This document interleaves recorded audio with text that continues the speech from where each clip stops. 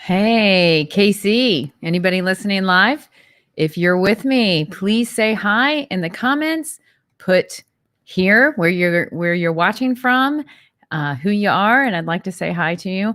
If you're watching this on the replay, put hashtag replay. So this is KC, anybody listening live, and I'm here with a wonderful guest tonight, an artist, and his name is Jody Rogers. He's with LMN Arts KC, and I'm very excited to have him on the show this evening to talk about his art and the local Kansas City scene art and just a couple things about him. And welcome, everyone. Jody. Hi, how are you tonight? Hi, good. How are you? I'm wonderful. Thanks for having me, Sandy.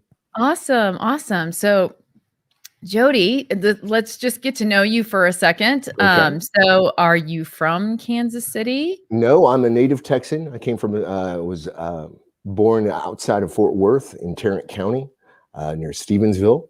I grew up in Wichita, and then as an adult, spent most of my adult life in Chicago. So, Chicago. Yeah, I got to travel Chi-town. Chi-town. Yeah, the city of big shoulders. Yeah.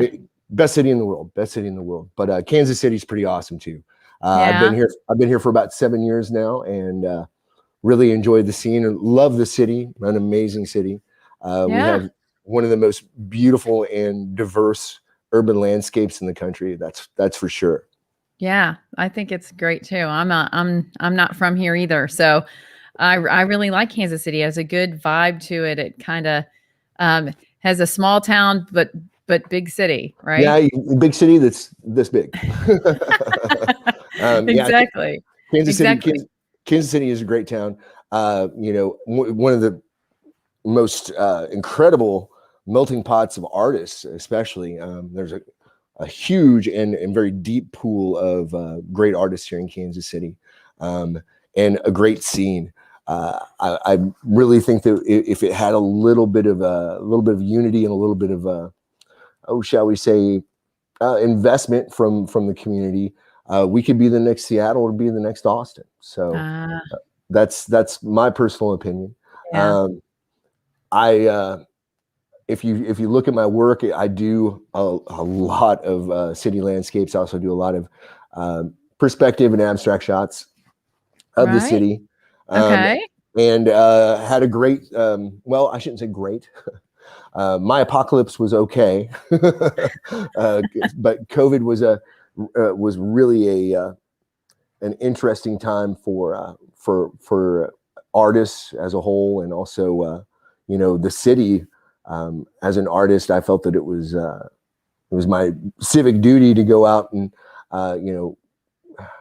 basically record one of the most if not the most influential experience of our lifetimes.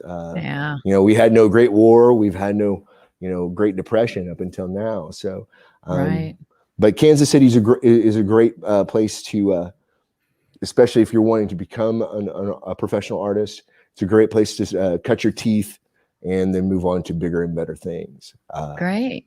So tell me a bit about your journey. So when did you know that you wanted to be an artist, or knew that you were an artist, either or? Well, I've never, up until recently, I really didn't consider myself an artist.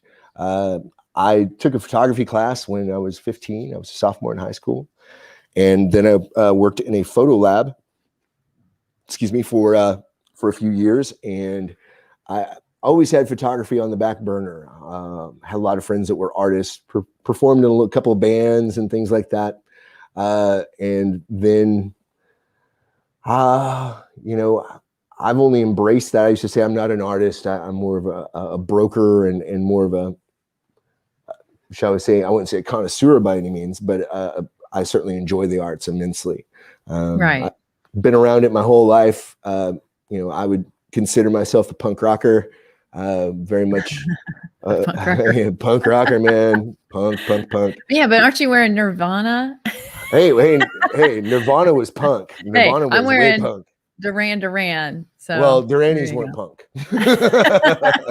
But the reason why I'm wearing the Nirvana shirt though is today, it was the in history in 1994 was the last day that Kurt Cobain performed live. Oh, This oh, yeah.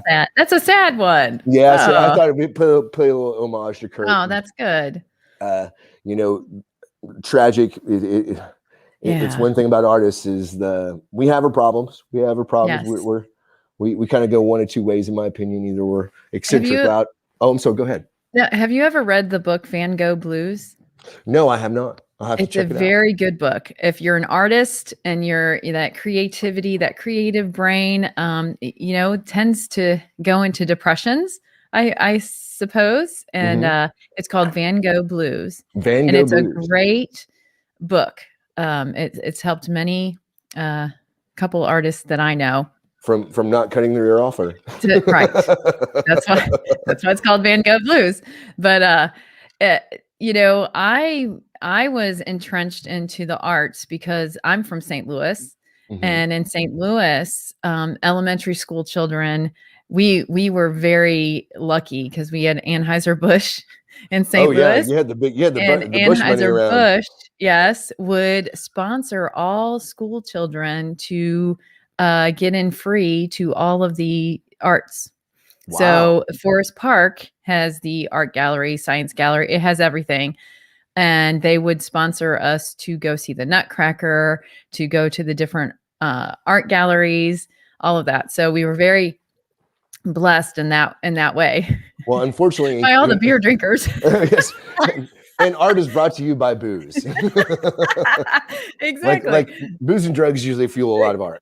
But growing up in Wichita, it was very much devoid of culture, and for some of us, that made us seek it out even more. To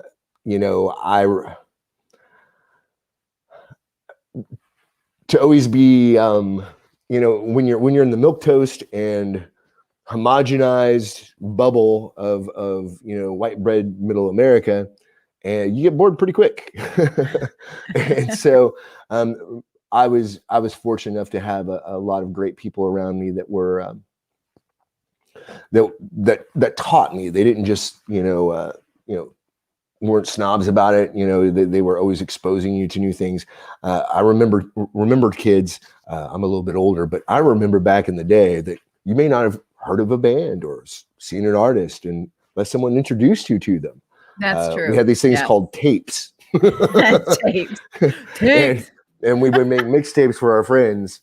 And let me tell you, I mean, it was amazing back then because you would have to go and search and seek out these things. And I think you appreciated them even more. You had to write down things. You had to write them down and lyrics and albums and the year. That's why a lot of people in our age group kind of have a lot of facts, is because we had to actually write it down. And I think when you write something, that it actually sticks. Well, I'm a virtual cornucopia of useless knowledge. I know that. Yes. So, but I remember I was talking to a friend the other day. I didn't mean yes, you were. Good night, Sandy. Thank you very much for having me on the show. Sorry. And thank you, Kansas City. Have a great night. Stay around for the midnight show. It gets a little blue. Yeah. So I was having a conversation with a friend the other day about I'm one of the most influential bands and influential, musicians that I had ever experienced were the Beastie Boys. And the Beastie Boys, I remember standing in the Musicland Records and hearing that album for the first time. And they had this, doofus hipster guy working at the record store. And we're like, who are these guys? What is going on? He goes, oh, there's some Puerto Rican guys from Queens. And I'm like, no. You look back on it now and you're like, no, they're 3 Jewish dudes from Brooklyn, but but I remember those moments. Or I remember the first time I heard the Ramones, or the first time I heard the Clash. Right. Those were quintessential moments in my life. And I think that because now we have literally libraries upon libraries of music, and I think that disassociates us from it. And I think it also just kind of, it makes it, it's the norm. Yeah. I don't know about you, but I get sick of my algorithms on, different streaming, Spotify, Yes. and nothing bad to say about those things. But Right. I also look at like professional musicians, like my baby brother, Daniel Markham, who's about to release his 7th full-length album. Check There him you out. go. He is, Promo him. oh That's yeah. right. Promo. Daniel Markham, he's based out of Denton, Texas, and he is a true working musician. And to see how art and music has changed over the years, and how to survive, and how to to actually be a part of an industry. Everybody asks, well, is he signed? I'm like, no, he doesn't want to be signed. He does everything himself, so he reaps all the rewards. Right. There's not a whole lot of people getting signed anymore, just to let you know. Well, right. But there's a lot of self production things going on. And I see that with friends of mine in my community, which is coaching. So in our community, everybody's putting out a book. You can self-publish a book now. I mean, you can on Amazon, get an editor, you can publish a book. So there's lots of things. And talking about musicians, now they have to be a brand. So they have to bring in all the arts in with them, not just the music anymore. They have to have a brand. They have to have they have a lot of artists do their album covers, Mm-hmm. that was a big thing of and by course. the way, I'm always. gonna, on that note, I made an album cover for my brother, and he turned it down. Oh, well, I was like, it's free, buddy. And it was a great shot. Just put it on social media. Everybody loved it. And he goes, no. No, I know. Those creatives. I was like, really? I was like, this is a great, no, I'm not going in that direction. But yes. He is actually a very accomplished musician. And I think his release date is the 7th. So please check him out on YouTube. The song I recommend is his PBS special in Lubbock called New Blood. Check it out. New Blood. Okay. He's also headline. You'll have to say his name again. I will. I'll even put up a link. How's that? Yes, put up a link. That would be great. So I come from a large family, a blended family, and it's interesting to see how our paths have taken off. I have 2 brothers that are musicians. We kind of got split down the middle. Some of us had that left brain, right brain thing going on. So, but I think that one of the biggest issues that we have right now is the arts. And let's start with this. What is art in its simplest definition? What is it? Art is an idea that is expressed through medium to either invoke relatability or an emotional response. Now. That's all encompassing. That's not just fine art, but art is just an idea. It's an expression, right? Secondly, as an artist, you have to ask yourself, do I make art for art's sake, or do I make art to make money? I say, why not both? Because I need resources to make more art. Like anybody, right? Yeah. Well, there is a big difference between an artist and a professional artist. Right. I get paid for what I do.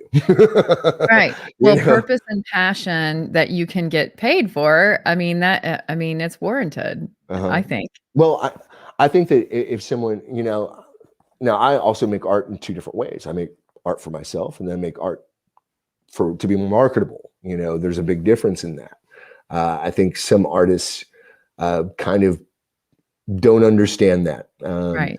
Now, another thing is I'm a former gallerist. I used to own New Element Gallery. So I'm kind of different than a lot of artists. I kind of see both sides of the ball. Sometimes Okay. artists consider gallerists to be lecherous, to be kind of the enemy in some ways. But that's your avenue, that's your venue for the public to see your work. It kind of is a necessary evil. I also see from an artist perspective, a gallerist perspective of, I am running a business and I would like to sell pieces to the public, and it is quite the game. It's quite interesting. And now after COVID, the big question is, how are we gonna do it differently? I think traditional galleries have, if they survive this, if they survive our current socioeconomic atmosphere and environment, which is a big if. Right. Is Kansas City still doing the first Fridays? Yeah, David Jones is actually doing a show tonight. Right. That's what. Yeah. He's I posted it on KC. Now Dave has. Now I got to give Dave some major props, and here's the reason why. He has 3 floors of art. I used to have only 1. Okay. That is curating a lot of space and a lot of pieces, and working with a lot of artists. That really and truly is. Right. He does a great job. He also, and I have to give David props again. He has lowered his commission rates, so that the artists can have a higher percentage. Most galleries, a lot of people don't know this, when they purchase art from a gallery, the commission rate is between 30 and 50%. Wow, that's a big chunk. Well, you also have to remember, though, they have to keep the lights on. They have to pay the rent. They have to, they throw the show. When you up the price of it, I guess. But he has, and it is now a common knowledge that David Jones has, he is below the industry average. He's at 25%. And congratulations, David. Kudos to you. Way to support your people and way to support the community. Nice shout out for him. Yeah, huge shout out for him. Yes. I look at, I think that he has weathered the storm, and I think that he's going to continue to be a big part of the art scene here in Kansas City. Right. Very diverse. Some galleries are very contemporary, or they're street, or they're they kind of put themselves in a label or inside a box. David has, I've seen some incredible work in his gallery that in other cities would be snapped up like that. Right. It's just it's unfortunate that we just don't have the avenue, or we don't have the popularity that a lot of the other cities do. Right. I just went to the Iron Horse Grill, which is out on 151st, and he has a guy that sells his art in there, and it's musicians with kind of a colorful. His name is David. Also, I met him last night, actually, and shout out to you, David. Yeah, David, somebody. David so and so. We love David so and so. He's a fantastic grill. Yes, and I thought that was really neat of the restaurant owner to do that for the artists. Now that is something that if you do own, does that. Yes. If you own a small business, there is a huge way that you can support your local art community that a lot of people don't know about, and that's what I do at Element Arts as well. Before COVID, I was using retail space and office space as gallery space, and instead of people having to go out and spend thousands of dollars on art for their business, you can rent art, or you can allow us to hang art in your business. Oh, that's neat. Rent it. You can either rent it, or you allow us to curate and showcase different artists. And we have a show every couple of months that brings people into your business that have never been there before. I did it, not this past year, of course, but the year prior, on Small Business Saturday. I did a show at Monkey Wrench Clothing Company, and we brought 180 people that had never been in that store before. Wow. Now, if you think about the money invested for marketing, so on and so forth, take care of all of that, it came down about 75 to 80 cents per person it cost them for marketing. And that was to get them in the door to your business. Well, yeah, that's what I think of the first Fridays. I was new to Kansas City, and somebody said, "Hey, you're gonna go to First Fridays." I had no idea what it was. Went downtown, and it was amazing. I was like, Mhm. "Oh, this is so good." You know, they open up all the art galleries. People walk around, and they sell wine places, and it's just a really neat. I don't know what galleries Community. you're going to. You should have gone to the ones that are given away for free. Well, no, yeah, I did. I'm just Yeah, kidding. I'm yeah. just No, kidding. I went to the ones that had it for free. I probably stuck around those ones a little bit longer. Anyway. Well, can I give you a little insight on that as from a gallerist perspective? The first Friday, it was great exposure. There were only a handful of shows that I actually sold a lot of pieces through that particular venue. Now, I may have something on the back end that somebody would say, "Oh, yeah, I would like to come and purchase that." But a lot of that, and this is not trying to disparage any other galleries, and I will leave them nameless. It was a little bit of a dog and pony show, and if you ask me, Right. people weren't doing anything differently. They weren't trying. It was just like this model thing of, hey, we come in, we're gonna get a little tipsy and say, "Ooh, cool art." Right. The shows Well, that and right. If you're not looking for a piece and you don't have the extra, you know. now we're going to talk about that really quickly, since we all know that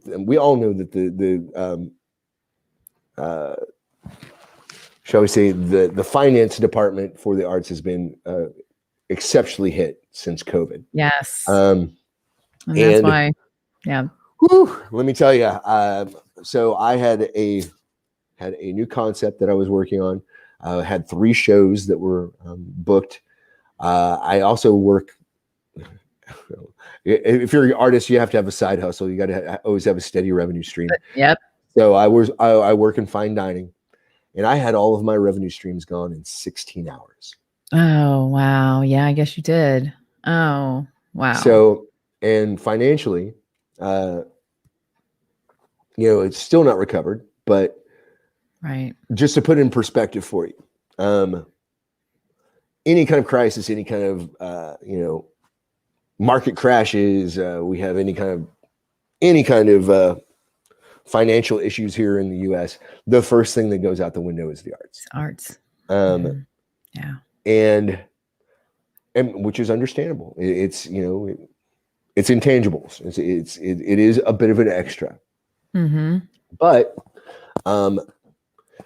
I just want to touch on one point, especially with the next stimulus check coming out. Think about this.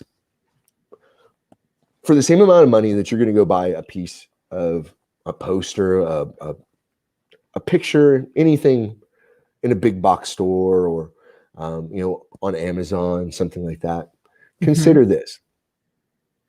For the same amount of money that you'll be spending on that piece, you could get an original piece of art from a local artist that is going to gain value over time, is also going to, in which you should relate to a lot more than, the mass-produced images or whatever. Yeah. Right. That I don't think people have a whole lot of perspective on this. What that does for the arts and for our community. As an artist, if you buy a piece from me, it helps me gain value long term. Also, it can help me produce my next work. It's going to, it is a formula. There is something that you have to continually keep in check. Yeah. And I'm fortunate enough that my medium is, until production itself, is actually a fairly minimal cost, except for the bubbles. But the bubbles. Oh yeah, we got the bubbles right here. That's right. Yeah. So tell them about that venture that you have. Yes. So he's a So bubble artist as yeah, well. I'm a bubble artist. Yeah. A bubble artist. Is that what you call yourself, a bubble artist? I call myself a performance artist. A performance artist. So yeah. So there you go. Yeah, and so last year, yeah, see, you all did not know when you were tuning in that you were going to see somebody with bubbles. You did not know that. And if you don't like bubbles, we can't be friends. Yes, if you don't like bubbles, we can't be friends. So No, these bubbles have been. Unfortunately, they've just been sitting there. No, Say hi if you've joined us. I know there's some people watching, so say hello. Hi, Mark, if you're still on here. So interesting. I know that you did a show. When was it that you did a show? I actually performed for 15,000 people last year. Awesome. With Stone Lion Puppet Company, and I have to give a big shout out to Heather Lowenstein and also Mr. Larry Goodman, Justin Howe, who was a great puppeteer, good friend. Awesome. Kristen Wickland, who's also on the board of directors and a performer as well. We did a groundbreaking outdoor event at the World War I Museum that garnered over 10,000 people in 2 days. Awesome. It was a reverse parade. So instead of us walking down the street or showcasing the puppets, you drove in that big U that they have there. Yes. And there's also a video on Stone Lion Puppet Company's Facebook. Lion Puppet. Okay. Stone Lion. Stone Lion is one of the oldest non-for-profit children's non-for-profits in the city. Oh, and neat. They're absolutely amazing people, and what they do for the community and for the kids here is out of this world. Great. But awesome. Heather Lowenstein, I approached her about performing with them, and she was absolutely ecstatic. We have 2 more shows coming up. We have one in May, and we also have one in September. We're going to be redoing the World War I Museum, and I think May we're doing Overland Park. Okay. Oh, great. That's out by me. Okay. Yeah. May. All right. Get there early, though. Get there early. Okay. Do you know Jody Bayer Roth? Is she somebody you know? I know Jody Bayer Roth. Saying hi. Hi, Judy. She's saying hi. I love the Miss Judy.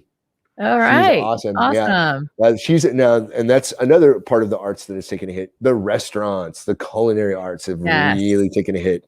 So on that note, I would like to say, if you haven't gone out for an amazing dinner lately, been a little scared, go to Le Fou Frog and see Judy, Mono, Judy, Mono, and Barb, and the rest of the crew.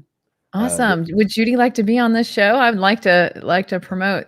I don't speak for Judy. Nobody speaks for Judy. No, I'm just saying. Yes. So yes. No. Yes. Oh, no. But no, I mean, hi Judy, nice to meet you. Yeah, Judy, I'm trying to get Judy. I didn't know this was going to happen. Yeah. No, what happens is on this show, I wanted to make it about music, arts, food. So my next thing is food. So I want to have a chef on. I want to have, them to do their, whatever dish they want or whatever. Mono might be a little difficult to understand. You might need a translator.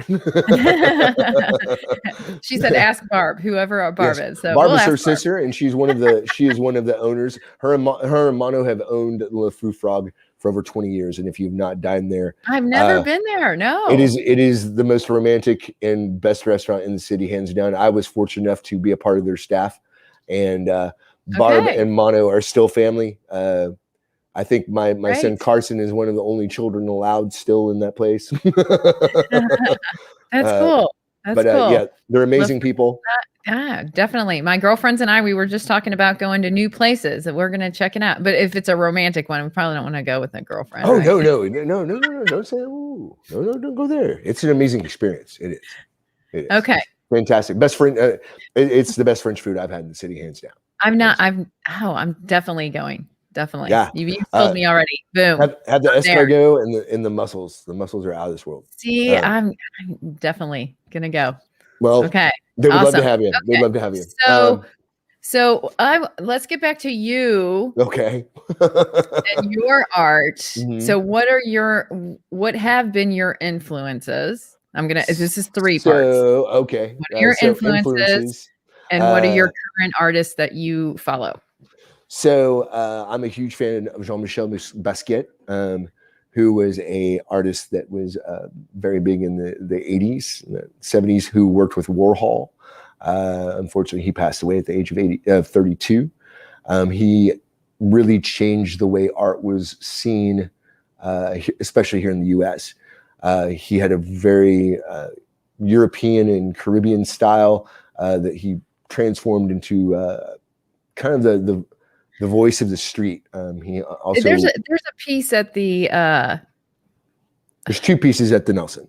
Nelson. They have two Basquiat pieces. And is there one in Lawrence at KU? No, I'm not aware. He produced a lot of work.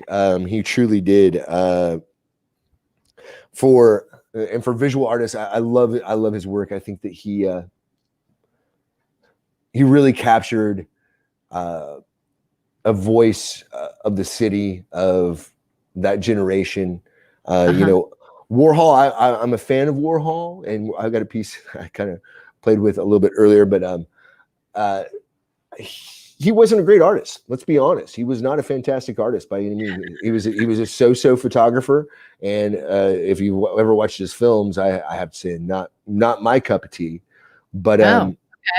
But he did know, he had his finger on the pulse, right, of a time with a cultural revolution. You know, the counterculture back then really didn't have a voice, and he made it more mainstream. I've seen and favorite pieces from him, the Chairman Mao, which is at the Art Institute in Chicago, is an amazing piece. I can literally sit there for an hour and just laugh at it. And also the Bill Murrays. The Bill Murrays are iconic. Gotta love that stuff. Yes. Yes. They have the Ted Williams, which is at the Nelson here in Kansas City, and that was one of his first pieces that he did with silk screening. Silk screening before that really had just kind of been used for marketing, you know, apparel and things like that. And he used that as a medium. Though repetitive, it was interesting how he used it. Right. Another influential artist, Anthony Herrera, who I've actually been compared to. He's a photographer that was based out of Los Angeles in the late 60s is when he started. And then he was off to Vietnam. He shot in black and white for his first 6 years, and then he went to color. And then what's funny is he went back to black and white. He is known for his urban landscapes and also his lifestyle shots. And he was one of the first photographers that really used what most people would see as unsightly or areas of the world, and also communities that were not considered to be they were lowbrow, or they were poverty stricken, or from the other side of the tracks. Right. And he showed that that there is beauty in that. There is beauty in everything. He had a show, I think, in '96 at the Nelson, and got some really great reviews. And he also has a fantastic book I recommend. Great. So those are a few of mine. If you're talking about classics, I do love Picasso's Blue Period a lot. And also, I'm trying to think, who else do I really like? I have a Picasso print, of course, the Dancer. Oh, the Dancer, that's a great one. I love the Guitarist. The Guitarist is one. Oh, the Guitarist is good too. Yes. Yeah. I liked Escher and MC Escher. Yeah, I do a couple of things. There's a couple of pieces that I've done that are Escher influenced. I like Escher and Monet. Escher and Monet are my two. Now, a lot of people don't know this, but at the Art Institute of Chicago, they have one of the largest collections of Monet in the world, as well as the largest collection of Van Goghs outside of Holland. Yes. And my favorite piece of Monet's is the Hayfield. Have you seen that one? Yes, I have. So in its depiction, it's 3 different pieces. Yes. And one is at dawn, one is at midday, and one is at dusk. And he actually I have a book on my coffee table. Yeah, I have the coffee table book. I know. I have the coffee table book. Sorry. No, but it was amazing as from one artist's perspective to another to capture that, and you also get to see where his side is starting to fade a little bit. Yes.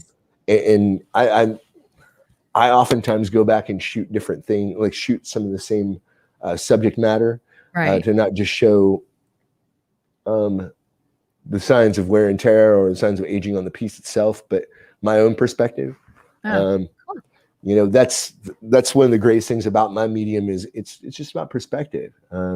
You can Right. hand you know people 500 cameras and say go shoot that, and you come back and you'll have 500 different images. Yes. They're not all the same. Yeah. But Yes, that's true. Did you know Monet at the Arboretum here? They have a Monet section. no, I did And not. yes, they made it look like some of the with the lily Lily pads, and pads, yeah, that's they a did a great. Monet garden, but they also have a sculpture of him painting. So they have him a bronze, statue of him Is he like feeling for the painting. canvas? No. Yes. No, yes. They have it of canvas and him painting. Yeah. And yeah, you can go to our arboretum here and you can see his Monet garden and Now I have a him. question. Is the Arboretum is that kid friendly? Would kids Oh, get a kick out yes. of that? Oh, Okay. Okay. yes. Okay. Yes, it has the coolest stuff. You've never been there? I've never been, but you know, I got a Oh, you have 5-year-old, to so go. we hit the zoo a couple weeks ago, but yeah, No, the we arboretum is great. It's awesome. I got and a season you got a season pass. pass. Yes, Wow. Well, because you it's have to that invite awesome. me, Sandy. So Okay. Yes. And they have a bird section. I just see, to me, I'm a nature art lover. So that's why Monet is my, that's your go-to. That's is your my, go-to. yeah. Or Manette, because it's Monet and Manette, Yeah. you can do either. But yeah, like I'm a nature landscape art person. Oh, well, as can you tell? No, really. Yeah, That's a landscape, really? that's a Holy. landscape. It's a tree. Anyway. I thought it was an abstract. Anyway, so all uh, right. So now we've gone on we, on a little yeah, we've sidebar. gone on sidebar, but hey, you know what? Yeah, It's but everybody's watching, so so hey. so what do you see? How do you see yourself as an artist, and Mhm. how do you want others to see you as an artist? What is the difference, do you think, or is it the same? Wow, that's an interesting question. That's kind of a noodle scratcher there. Yeah, I don't exactly. know, Sandy. I've never Well, really quite thought about yeah, you that. got to be prepared on that I was one. about to say, you didn't give me that in the notes. Uh, how do I want other people to see me? To be really honest, it's none of my business what people think of me or how they see me. That's There you go. I, There's no wrong answer. there's no wrong. It's a philosophical There's no question, wrong but answer. it's none of my business. If you, only thing I ask is at the end of the day that, you know, after my time here is that, you know, that I had a voice and, it'll be around for a while. I'm You a left a true, footprint. Yeah. well, I'm a true believer that life is short, art is forever. Um, and Yes. that is the truth. I do like having a voice. I do like using my perspective to um, be the voice of others sometimes too, not just my own. I Yeah. think that a lot of artists kind of lose that. Is, you know, it is. I take that as my personal responsibility, especially since we're like talking about COVID, socio-political ideas. It's my job to to let that voice be heard, Right. and it's not just mine. Uh, uh, well, thank you. Hey, oh, well, thanks. That's awesome. Yeah. I think that it's, and how do I see myself? I see myself as, that's a tough one. Um, Sorry, I can I should have say, prepped you on that one. yeah, Sorry. how do I see myself? I see As an myself artist. as as a working artist that is always going to try new things. I don't want to put myself in a box. I'm always growing. A lot of, Mhm. like in art school, they teach you that, you know, you find your niche and you ride that horse till it's dead and beat on it some more and then come back in 10 years and try to ride it again. I think that you know, the biggest question as an artist is what's next. We, as you can see, some artists do put themselves in that box because it works. It's something that, you know, they get so it's difficult to say what I see myself as. I always think I'll be creating something or doing something to doing something weird.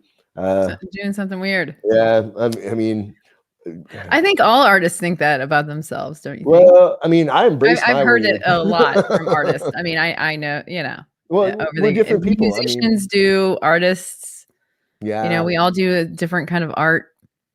yeah. Well, I think with especially like visual arts and things like that. Well, I say artists in general. They either go one or two ways. They're Yeah. on opposite ends of the spectrum. Like myself, they're a big, loudmouth, eccentric kind of person, or they're very, you know, or they're very much introverted, and the reason why they do art is because they have you know, lack of social skill or empathy or the ability to communicate to others, and they use that as a way to express themselves and for people to relate to them. Yeah. It's difficult sometimes, especially working with these artists, with, you know, having to go from personality to personality and try and work with all of these different people and try and find a common ground. Right. Because let's just say it can be very taxing. Right. You know, Right. they're artists for a reason. I also think that there's two kinds of artists too. I think there's artists that do art because they think it's fun, it's cool, it's neat to do, or Yeah. I think that they just like the recognition, they like the notoriety. Okay. And I'm not going to name any names, of course, but and the reason why I say that is because I find a lot of artists price themselves out of their market because of. I mean, I don't. It's hard for me to justify an artist that has not, you know, has not gained value over time, or they're asking exorbitant amounts of money for their work. You know, hey, you do you, boo, but well, it just takes one person to show it in their home, then pay high dollar for them to start getting those clients, right? Well, no. Well, No. Well, it's the one person. Yeah, you have someone, a collector that really likes your work, but that one piece, that's I mean, few and far between. They're not really lined up to do that, especially in this market in Kansas City. There are, and I'm just saying this out loud. I don't believe that the Kansas City supports the arts the way that it could. Right. Well, I'm me coming from other cities, smaller city like Kansas City. I lived in Norfolk, Virginia. They this place definitely promotes it a lot more than there and their local artists, for sure. I mean, there's a climate to it, and I think Kansas City does have that climate. Well, unfortunately, the financial part of that, financial aspect of it, and one of the reasons why I don't feel that there's a whole lot of unity inside the community is because, for the size, I mean, the size of the city, and also the economic stature of a lot of its residents. I mean, you look at Overland Park, one of the richest, most wealthy communities in the country. If you look at per capita. And you go into their homes and you'll find a lot of the same pieces or the same artwork that they bought, they bought because it was, popular at the time, instead of, I do know. Well, go ahead. Oh, so as far as galleries wise, are there any that are your favorites to visit in the city? Well, besides Maud and David, because COVID has just really wrecked a lot of things. I mean, right now, I don't even know what galleries would be open for First Friday, because Right. Some are on hiatus, and some have called it a day. Yeah, that's a And shame. and That's why I'm having you on is, yeah, I definitely encourage everyone, I'm sure online, do they have things where they sell well, I was online just or about to mention. I there you have go. I There you have go. a new online broker. The name of the website is going to be, or the name of the group is Next of Kin Okay. Arts, and David Turkovich. I hope I said your last name all right, David, because Next of yeah, kin arts. Turkovich. Okay. Turkovich. I'm not, I'm not Polish. uh, Right. Exactly. but David is he is my new online broker. He is working on the site is going to be released here in the next couple of weeks, and Mhm. let me see if I can find that really quickly. He is showcasing right now, I think, three other artists or four other artists besides myself. Um, Great. Yeah, and and we're gonna have to get to looking at your art in a second, aren't we? oh, oh, my stuff, nah. Yes, we are gonna have to. Yeah, So, let's do that. Well, what kind of time are we looking at yeah, here? Oh, we've we've gone long. Oh, we only oh, have got yes. we've got about 15 minutes. Okay. All Yes. right. Well, here, So, let's, with further ado, and yes, would you like to yeah, we can okay. start with that. Let's All get right. David's. Turkovich, yes, Turkovich. and Okay. Turkovich, the Art of Kin. Um, Oh, so here we go. All right. okay, and I'm gonna just take us out. So you guys intro this. This is his art, his work. Okay. And So there we're you gonna go. kind of start with some of the more contemporary things. This is, of course, the Nelson Atkins Museum, and Yeah. that That's was nice. actually showcased on their social media, Oh, that's great. as well as this. And then let's go back. This is one of my go-tos whenever I'm having a problem getting the creative juices going. I always look at this. Oh, that's great. Where is that? That is it. That's at 18th and Troost. That's right in the heart of the Okay. city. Oh, Uh, okay. and that quote is from Albert Einstein. Right. Imagination is more important than anything. Let me see here. So this is a piece that I had paired with Robert Frost's I Diverge Upon Two Roads. Okay. So do you use an editing app or do you So I use use about 35 different types of editing applications. I use 4 different cameras. And the way I look at it is an application or a program is like a paintbrush to a painter.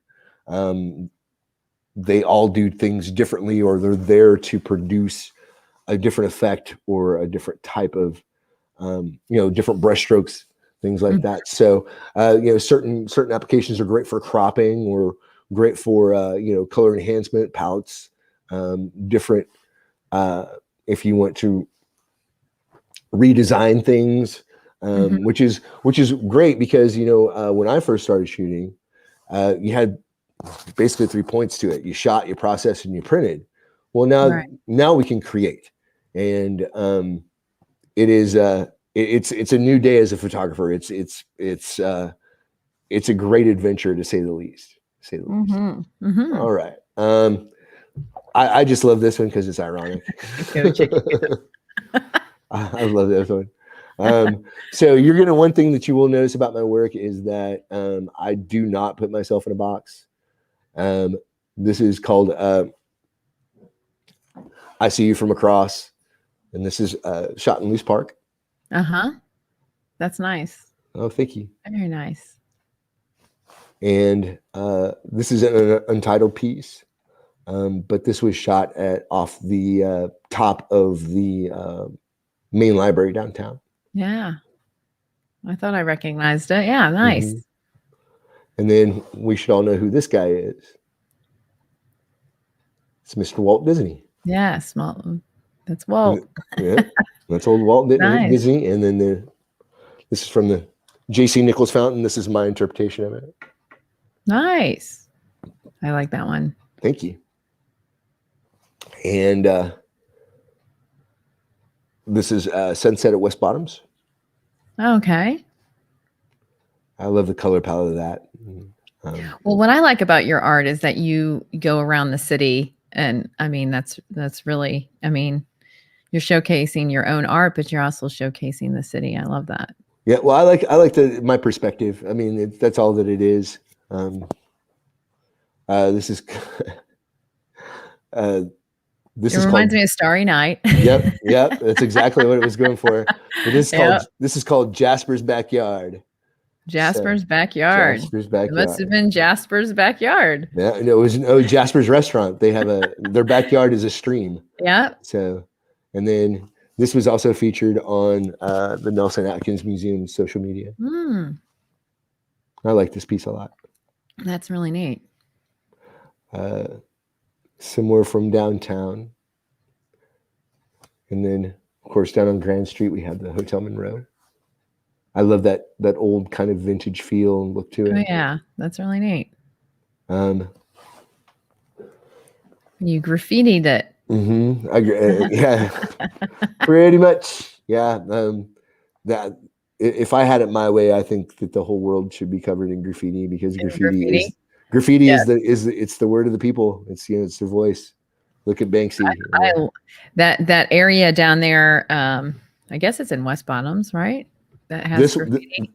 Oh yeah, there's actually graffiti all over the city. I think you're thinking of the Crossroads, but there's some great graffiti. Where our friends were playing that band, Black Magic Rabbit Foot. Oh yeah, Black. I was going to give shout out to those guys too. Black Magic Rabbit Foot. Yeah. Black Magic Rabbit Foot. All those guys are awesome. This is 18th and Vine. Nice. Little enhancement on my end, but that's kind of how I see it.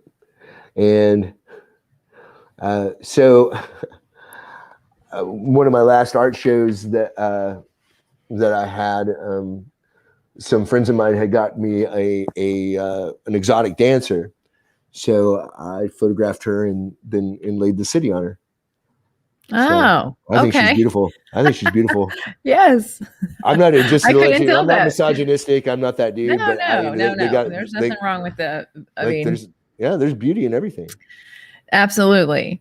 This is Mesopotamian. This is I think 800 BC. Okay. And That's neat. Got this photograph at the Nelson. This is a local hip hop artist that I created for. And, that's neat. Oh, thank you. That's really neat. And then some more downtown. As you can probably see, I'm a big city landscape guy.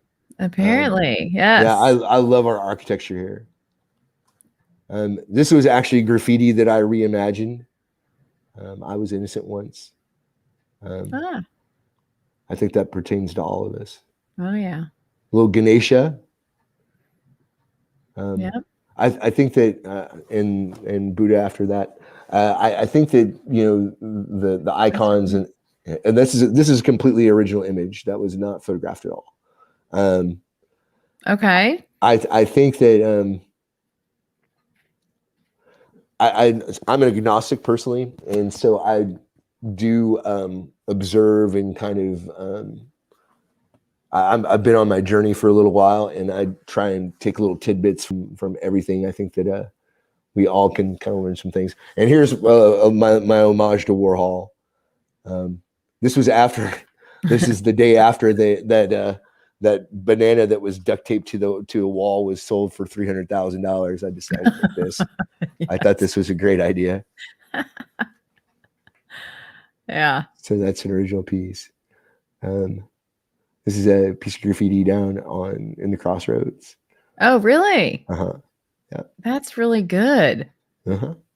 That's super. And then right across the street, we all know who that is. Yep. Mr. Prendergast, the big boss.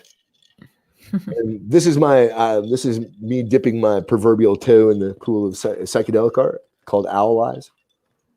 That's neat. Thank you. I like that. Yeah. And this is one of my most popular images right now. This is called The World Around. And this is at 23rd and Troost. If you look here in the center, right here, that's a fence line. See? Mm-hmm. And these are buildings. Oh, wow. And these are trees. Oh, that's really neat. And that's a graffiti downtown? No, that is an original photograph of mine. Oh, It's it's a just a photograph. Okay. that's an original That is photograph. really neat. Yeah, so Work. I kaleidoscoped it, and then I changed the color palette, cleaned it up, and I really enjoyed how I love circles. I love circular shapes. They've always kind of appealed to me, and I Right. thought that this was if Hi, I showed Tom. you the original photo, you would be like, "You did that? How?" Wow, Um, that's neat. so, and then So my friend Tom says he's loving your work, so that's oh, great. thank you, Tom. You flatter me, sir. You flatter me. This is another piece of graffiti. I actually superimposed another image onto it, though, to kind of bring out the color of her eyes and the owls and everything. That's neat. And that's down at like 31st and Grand. And this is in the Crossroads. It's a friend of mine. Wow, that's really neat. Unless you need to recover, honey. You need to recover. This is a pano shot of Graffiti Alley. Oh, wow. Did the That's really cool. oh, thank you. I like to see sometimes looking at things in the most simplest terms can really give it a definition. And see, that was about 100 and I don't know, about 220-degree panoramic shot. That's really neat. Thank you. And this is called The Current State of Things. This was a part of my Plague 2020 series. These were particular photographs were shot completely during the lockdown. Right. I was fortunate Where enough. nobody. Yeah, there's literally no one in these photos. Instead of being curled up in the fetal position, wondering what was going to happen next, I looked at it as an opportunity to shoot a city that had. There's no other time in my lifetime I'd be able to do this. Right. So this city was my playground for like a month. Yeah. This is another. This was also showcased on social media for Atkins Museum. Yeah. And my twin girls. These are graffiti girls, and I kind of changed up a little bit and redesigned. Nice. I call this one El Presidente, and this was I shot. like that. This was shot at dawn from the west side of the city. Nice. And same scene, just different shot. And wow. And I love this piece. The future ain't what it used to be. That is for sure. That is for sure. And this was in my last book. Just to let you know. And I do have books available. If you do like my work, please contact me at Element Arts KC at Facebook. This is called Lose Your Mind, Find Your Soul. Nice. I did put your details in the comments of this video. Oh, thank you. So it's already there. This was actually oh, I love that. Oh, thank you. This was purchased. Well, actually, I gave that as a gift to one of my best friends, Derek Shore. Derek, if you're watching, please I love you, man, and I really hope that you enjoy the piece. The great thing about this is it has two curations. This is the winter curation, and if I could do it, let me see. You know what? I'm not going to play with that. It has two curations. If you move it horizontally, it looks like he's leaping out of the fire. Oh, nice. That's a summer curation. So if you're watching this on the phone, just turn it sideways. Yeah, just turn it sideways. Right now. Yeah. This is called Desolation. This is the Crossroads during COVID. Wow. Nobody. And that's about 5:00 in the afternoon on Friday. Yeah. It's crazy how. And this piece was sold to Janice Jensen. She is one of the biggest collectors and a wonderful supporter of mine. This is called Hanging by a Thread. The thing about this shot is it was a lay down reverse angle shot. So I was literally laying down on the ground and I wasn't even Where able. where is that statue? It's in Independence in downtown an old downtown Independence. Oh, I didn't know that. Here, I'm gonna write that down. Independence. And what is she called? Or he? Oh, this piece is called Yes. "Hanging by a Thread," and it's a piece. Now, just to give everyone a heads up, I only produce 5 of every 5 pieces of a single image. After that, it goes into retirement and goes into escrow for my son. So if you do buy a piece of mine, it is signed, numbered, and also fingerprinted. There are 4 left of this particular piece. But Janice Nice. Jensen, I have my own wall at her place with this shot. That's So, great. and she's That's quite neat. the collector. Of course, one of my favorite subjects in the entire city. I love the Scout. The Scout is one of my The favorites. Scout. This is in Penn Valley. If you haven't had a chance to get there yet, it's the best view of the city. Yeah, where exactly is that? It's at 32nd, just right off of there. It's behind the Pennington condos. Just put in Penn Valley Skate Park, and it'll come right up. This is Our Lady of Sorrow. This is in Kansas City Northeast. Wow. Caught this about 11 o'clock in the morning. I love the detail on it, and I love the lines. And now this was shot about 3 o'clock in the morning. Okay. Love That's the shot. neat. And actually, I have a print of this. It's actually on my wall. I'll let you check it out here in a second. But I actually have a Okay. piece, and that's for sale too. Great. I love this image as well. Nice. This was an acquaintance of mine, and they were having a little function during COVID, and I just thought this really worked. I said, "Why don't you go kneel down over there? Let me take a couple of shots." So, just some abstract work, designs. The Nelson again, and I actually have this piece behind me. If you've noticed it, this is called "The Day in Heaven." Oh, nice. This is a 36 by 24 piece right now that's printed, and is for sale. It's usually $400 for this particular print, but if you mention the show or mention Sandy's name, I will give you a discount of $100. It'll be $300 for this particular piece. All right. It's actually right now behind me. code Sandy. All right. Yeah. Hashtag code Sandy.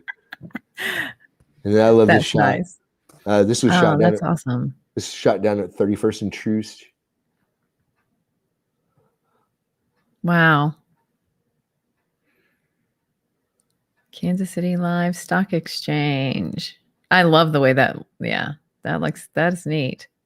I'm not too happy with that one or that one, but this is here. We're kind of running through different things right now.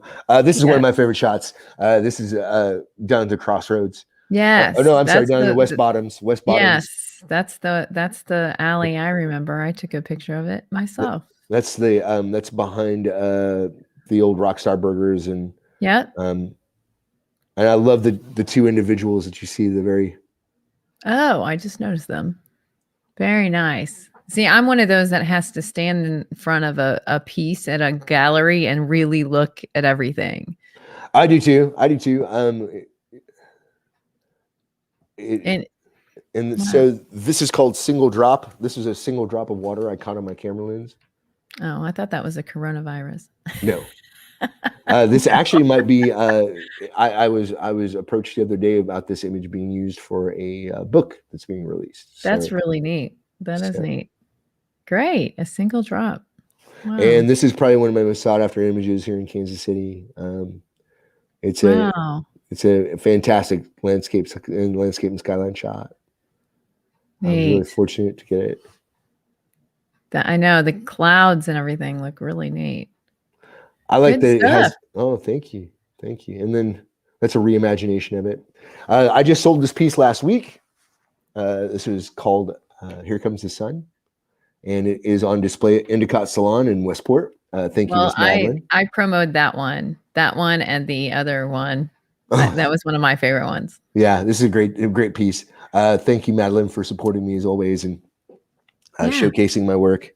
And then this is a local hip hop artist that I had worked with a guy by the name of Dom the Madness. Ah, neat. And we got that one again. Here we go. This is from Quixotic or Quixotic. Oh yeah, that's One neat. of the toughest things to ever capture on film is Fire. because the light fluctuations. Yep. And this piece is for sale as well. This is called "It Takes a Long Time to Get Young." That's neat. And I have that piece that's going to be over my right shoulder, your left, when we fade out of here. And then this is called Mary Beth at the Blue Room. At the Blue Room. Yep, 18th and Vine. Nice. And this is Plaza at Dawn.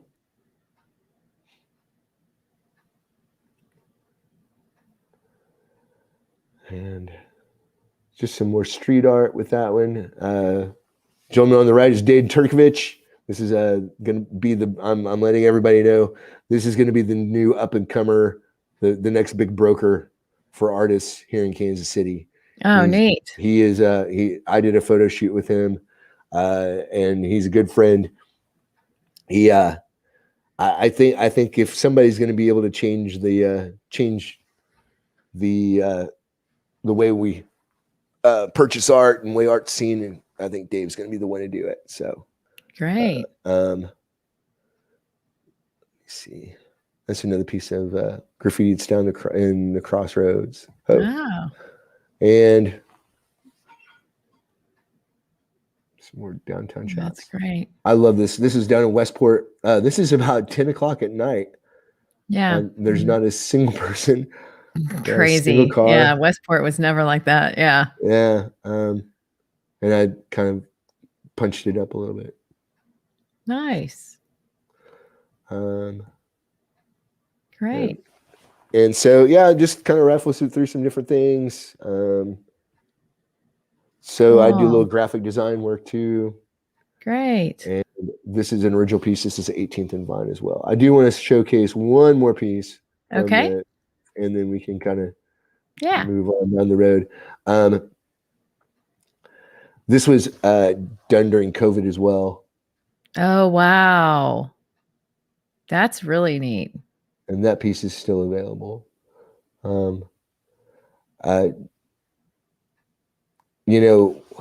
We never had the chance to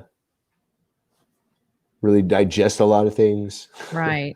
Oh, and this is the last one. This is called You're Never Alone. And that piece is on display at Endicott Salon as well. It's a 16 by 20. It does not have the text on there. Oh, okay. But it's that was exactly 4:30 p.m. on a Friday afternoon in the Crossroads, which was one of the biggest and most busiest times. Yeah, when we were on lockdown, huh? Yeah. So great. But well, thank you for sharing that. Well, Sandy, you know what? Thank you so much for having me on the show. I really, really appreciate that. Of course. Of course. And we'll blow bubbles on the way out. All right. We're going to blow bubbles on the way out. Thank you guys for joining. Whoever was solid 4 on here the whole time. We appreciate it for you watching. But thank you for sharing your art. And I wish you, and if anybody's interested, the links are in the comments, and please go follow. And your friend said, please promote his son's band. Okay. I don't know who his son's band is, but put it in the link. I told him to put it in the link to the band. It's fine. I want to pro everybody. So yeah, let's do that. Hey, that's how it all happens, right? That's right. That's right. And that's what this show is about. This makes no money. Just letting you know. Money? What's that? This is just for promotion for local and other places, and national. I also have other friends coming on who promote their businesses as well. If you're interested in being on the show and promoting something, your music, anything, shout out to me and we'll get you on here. So thank you guys for joining us. Thank you, Jody. Sandy. I appreciate it so much. Oh, pleasure was all mine. On the way out, you're gonna do some stuff for us. Oh, yeah, I could do some. You said bubbles. Hold on. Here, he said bubbles, and then he didn't have the bubbles. What? because you didn't know. All right.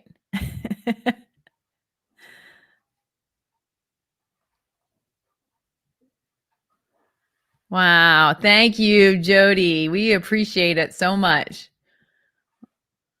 There you go. All right. Okay.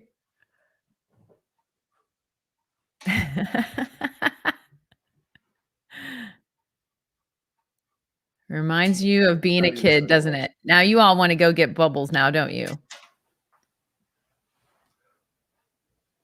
Well, you do something with lights with them and stuff, right? In your art or performance art? Do you Oh, he can't hear me. That's right. All right. He wants the perfect bubble. 1 second. I'm gonna turn you around. Hold on. If you're still watching, you're great because there's nothing better than watching bubbles.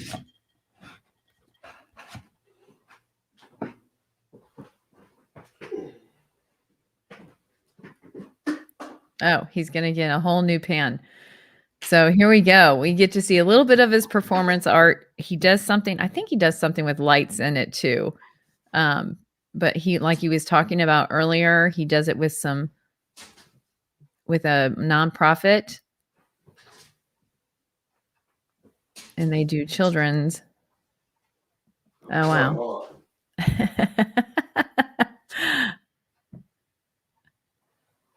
Wow. That's pretty cool. Oh, neat. Oh, there we go.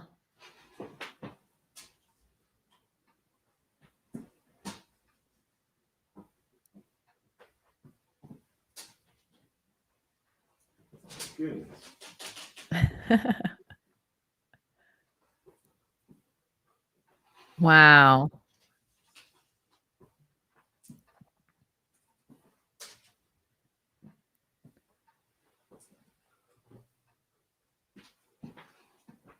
Very cool.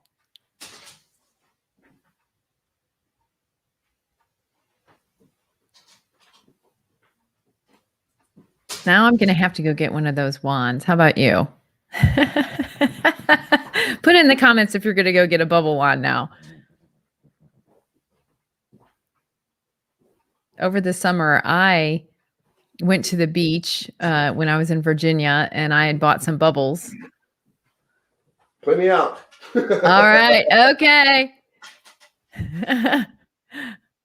My word. All right. There you go. All right, Jody. Thank you. Can you hear me? I don't think you can hear me. Don't do this at home, kids. Don't do it at home. Oh, yeah. He's got a pan of bubbles. How do you have a pan of bubbles?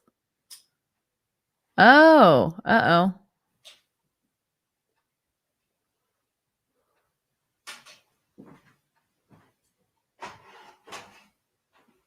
I see.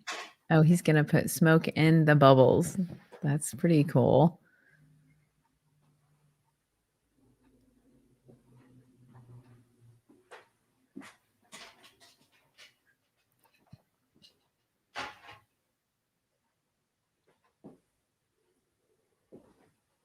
Oh, that's neat.